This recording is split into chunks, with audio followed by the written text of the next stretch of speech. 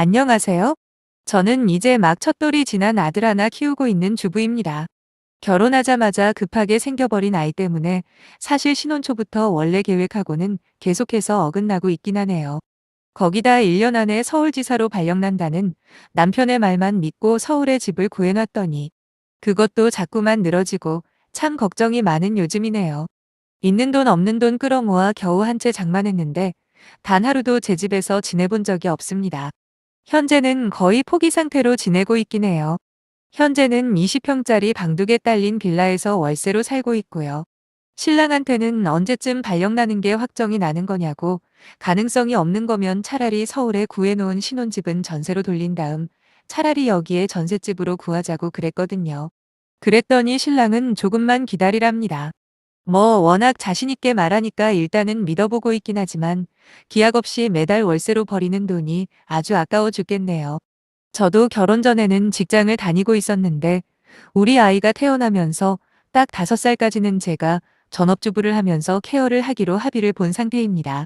결혼 전 제가 하던 일이 비록 월급이 많은 편은 아니지만 그래도 자리 구하기는 쉬운 곳이라 추후에 재취업하는 걱정은 없어요. 그래서 아이가 어느 정도 커서 최소한 어린이집 종일반 정도는 다닐 수 있을 때까지 엄마로서 최선을 다하고 싶었죠. 물론 그때까지는 경제적으로 쪼달리는 건 어쩔 수 없다고 생각합니다. 남편이 벌어오는 돈이 생각보다 많지 않아요. 그래서 서울 쪽으로 발령 신청을 한 거고요. 그래도 어쩌겠습니까? 남편이 서울지사로 가기 싫어서 안 가는 건 아니잖아요. 사실 주위에 다른 애엄마들을 보면 돌만 지나도 아이 맡기고 일하러 가는 사람들도 꽤 있던데 저는 완전히 반대하는 입장입니다. 한 달에 돈 1,000만 원씩 버는 거면 몰라도 아이한테 가장 중요한 시기를 돈과 바꾸는 게 말이 안 된다고 생각하거든요. 그렇다고 현재 시가 쪽이나 친정이 가까운 것도 아니니 그저 마음 비우고 하루하루 육아에만 전념을 다하고 있었지요. 참고로 외동인 저와는 다르게 남편에게는 4살 어린 여동생이 하나 있습니다. 사는 지역도 바로 옆 동네고요. 시누이와 친자매처럼 잘 지내는 경우도 있긴 하다지만 저 같은 경우에는 그냥 대면대면한 사이로 딱히 좋다 나쁘다 확정짓기가 애매합니다. 신우도 결혼을 한 상태라 두 부부가 한 달에 한 번 또는 2달에 한 번 정도 같이 만나서 밥을 먹거나 서로의 근황을 주고받는 그런 사이죠. 신우는 당시 출산을 넉 달 앞두고 있었고 직장을 계속 다니며 돈을 벌고 있었어요.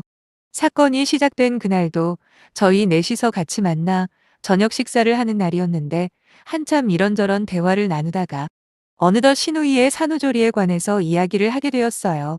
비록 그게 옳다고 생각해서 결정하긴 했지만 서울로 올라가지도 못한 채 쥐꼬리만한 남편 월급으로 생시점이었거든요. 괜히 전업주부가 되기로 했나 하는 미련이 생기던 시점이었거든요.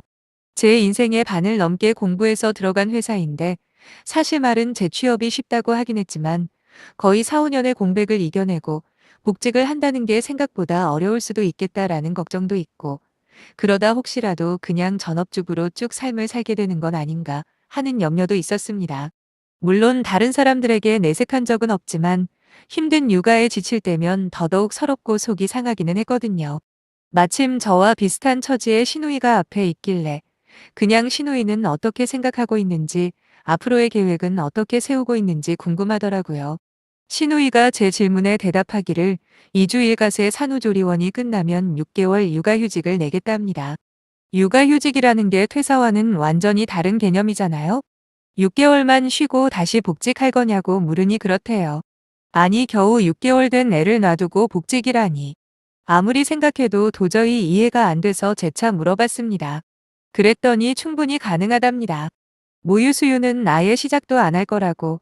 그리고 4개월 때부터 아기 침대에서 혼자 재우는 연습도 할 거라네요. 저도 지금 애 키우는 입장에서 저게 도대체 무슨 소리인가 싶었네요. 솔직히 직업 가지고 사람을 비하하고 싶은 마음은 없지만 제가 알기로는 시누이가 다니는 회사가 무슨 대기업 그런 수준도 아니에요. 오히려 총직원 수가 5명뿐인 겨우 코딱지만한 회사 다니면서 무슨 부귀영화를 누리겠다고 6개월 난 애를 두고 복직이라니요. 그 와중에 신우는 자기가 없으면 회사 일이 돌아가지가 않는다고 하더군요. 그때까지만 해도 시누이 친정어머니께서 애를 봐주시려나 보다 하고 있었습니다. 막말로 제 기준에는 정말 말도 안 되는 소리이긴 하지만 그래도 제가 왈가왈부할 문제까지는 아니라고 여겼죠. 그런데 한참 자기가 복직을 해야 하는 이유에 대해서 주저리주저리 떠들던 신우가 저를 보며 그러는 거예요. 언니 그래서 말인데요. 어차피 애 보는 김에 우리 애도 봐줄 수 있어요? 라고요. 설마 저한테 애를 봐달라고 할 줄은 상상도 못했기 때문에 당연히 그냥 하는 농담이겠거니 싶었습니다.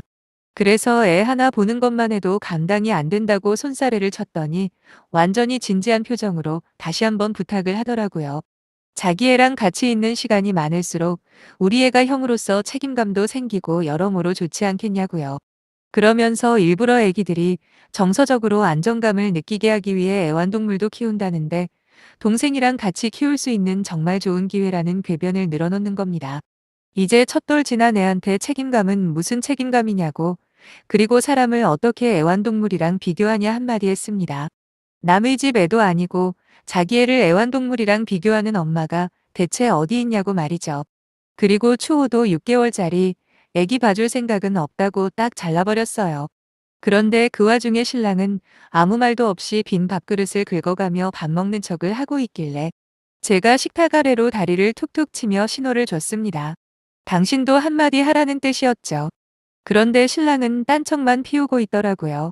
신우 남편도 자기 자식 이야기인데도 불구하고 이런 방구 없고 말이지요. 대충 상황 돌아가는 꼬라지를 보아하니 이미 저 빼고 셋이서 벌써 한 번 이야기를 끝낸 것 같다는 느낌이 들었습니다. 신우이는 여전히 포기를 못하겠는지 뜬금없이 제 육아 방식을 칭찬하며 회유하기 시작했어요. 언니라면 믿고 맡길 수 있다. 언니처럼 똑소리 나는 엄마가 아이를 돌봐주면 너무 좋겠다 등등.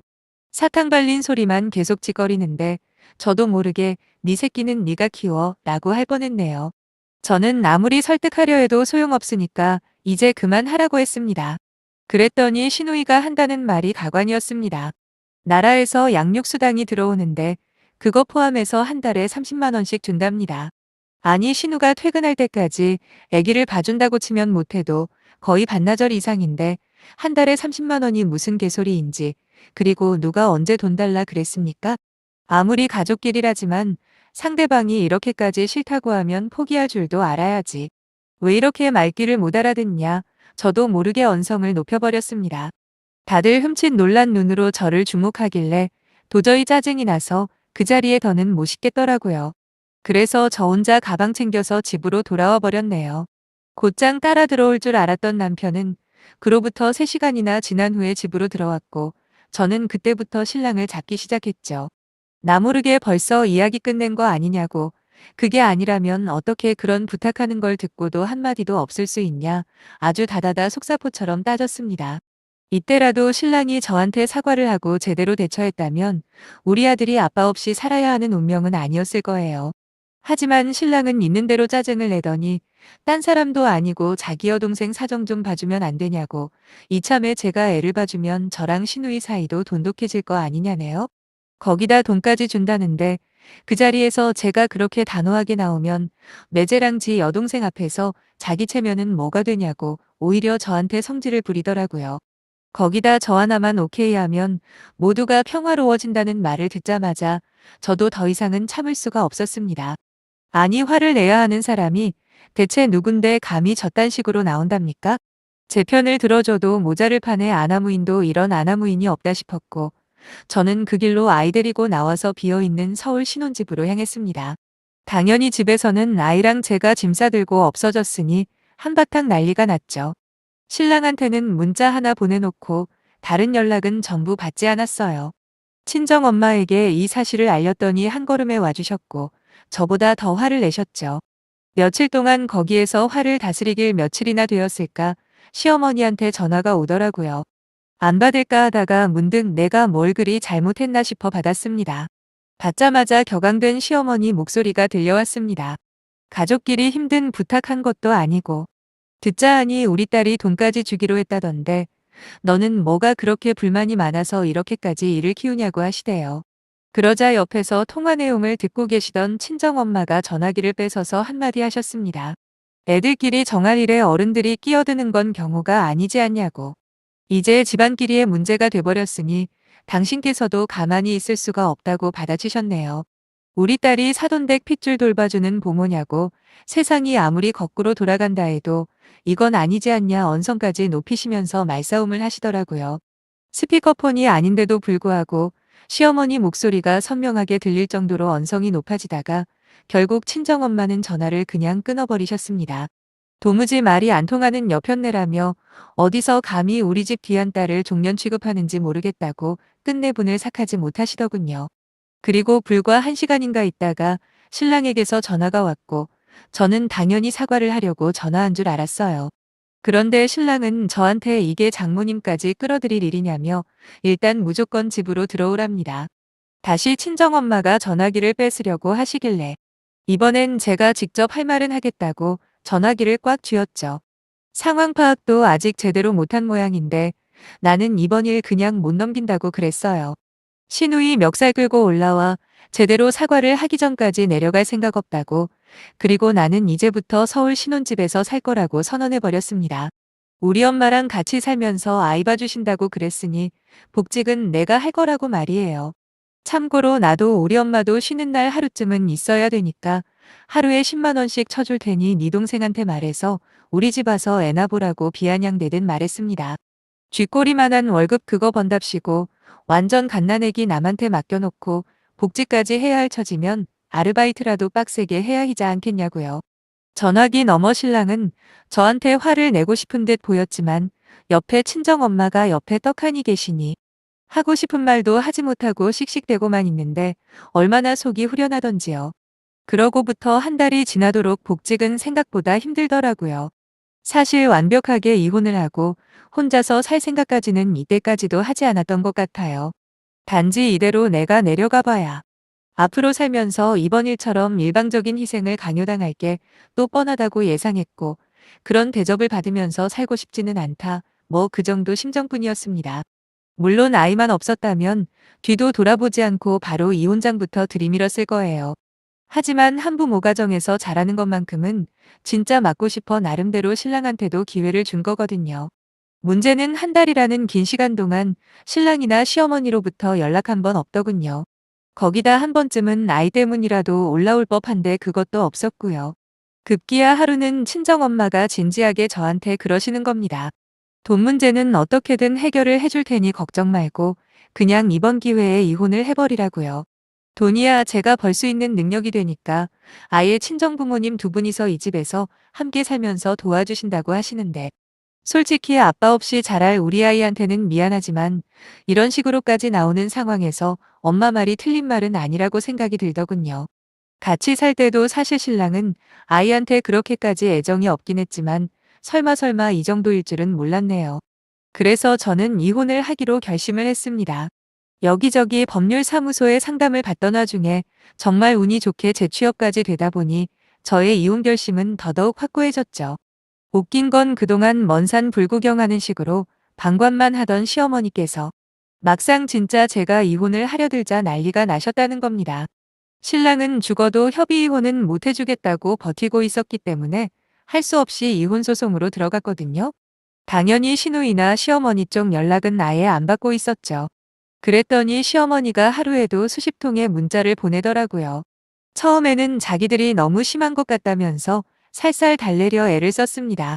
하지만 그게 안 통하니까 나중에는 태도가 완전히 돌변해서는 먼저 집 나간 쪽이 뭐 월등히 불리하다나 뭐라나 하면서 그나마 애까지 뺏기고 싶지 않으면 지금이라도 항복하라고 하더군요. 누굴 바보로 아시나 봐요. 제가 그런 것도 미리 알아보지 않고 시작했을까 봐요. 결혼 당시에 제가 모아놓은 돈이 신랑보다 훨씬 많았거든요. 물론 이혼을 준비하는 과정에서 생각하지도 못한 문제가 생기긴 했죠. 서울 집값이 그 사이에 엄청나게 올라버린 겁니다. 그래서 남편 몫만큼 분할해주는데도 허리가 휘어버리게 생겼더라고요.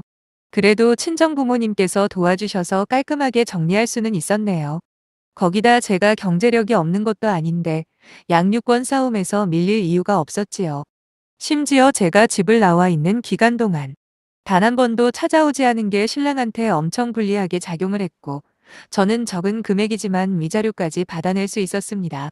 사실 아빠 없이 자라야 할 아이한테 제가 순간의 화를 이기지 못해 평생 지우지 못할 상처를 주는 게 아닌가 하는 걱정이 있었던 것도 맞습니다만, 지금은 오히려 저런 환경에서 키우는 게 더 못할 짓이라는 확신이 들어 한결 마음이 편해진 상태입니다. 현재 저는 새 직장에도 어느덧 적응이 끝난 상태이고 저희 부모님도 요즘은 손자보는 재미로 사신다는 말까지 하실 만큼 많이 좋아하세요. 참고로 제가 이렇게 사연을 쓰게 된 계기는 따로 있습니다. 저는 까맣게 잊고 있었는데 얼마 전이 신우 출산일이었나 봐요. 한때 신랑이었던 인간이 어느 날 웬 갓난아기 사진을 저한테 카카오톡으로 보냈더라고요. 사진만 딸랑 보내놓고 가타부타 아무 말도 없이 말이죠. 무슨 뜻으로 보낸 건지, 뭘 의미하는 건지도 모르겠고, 솔직하게 아무 관심도 생기지 않았네요. 그냥 헛짓거리하지 말고 양육비나 잘 챙겨 보내라고, 그나마 그게 네가 유일하게 아빠 노릇하는 거라 해줬습니다. 생각해보니까 또 열받네요. 아니 우리가 왜 이혼을 하게 되었는지 아무런 자각도 없나 봐요. 하긴 그런 인간이니까 자기 마누라랑 자식 귀한 줄도 모르고 함부로 하다 이혼을 당한 거겠죠? 아무튼 그딴 놈한테 신경 쓸 여유도 없습니다. 어떻게 하면 우리 부모님이랑 우리 아들까지 내 식구 행복하게 사는 것만 생각해도 시간이 모자르거든요. 힘내서 잘 살아볼게요. 많은 관심 감사드립니다.